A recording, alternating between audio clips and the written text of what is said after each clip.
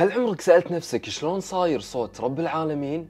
سيدنا موسى عليه السلام لما تكلم رب العالمين اسأله قال له يا رب العالمين هل هذا هو صوتك الحقيقي؟ فرب العالمين رد عليه وقال له يا موسى لو سمعت صوتي لما كنت شيئا، يعني لو سمعت صوتي راح تموت وتختفي من الوجود ولا كأنك كنت موجود أساسا.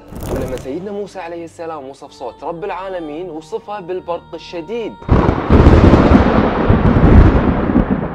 والملائكة وصفت صوت ربنا عز وجل لسيدنا محمد عليه الصلاة والسلام وقالت ان صوت رب العالمين يشابه صوت السلسلة على الصفوان. وقالوا بعد ان رب العالمين لما يكلم الملائكة جميعهم يغمى عليهم ما عدا سيدنا جبريل وميكائيل والملائكة المقربين من رب العالمين. سبحان الله.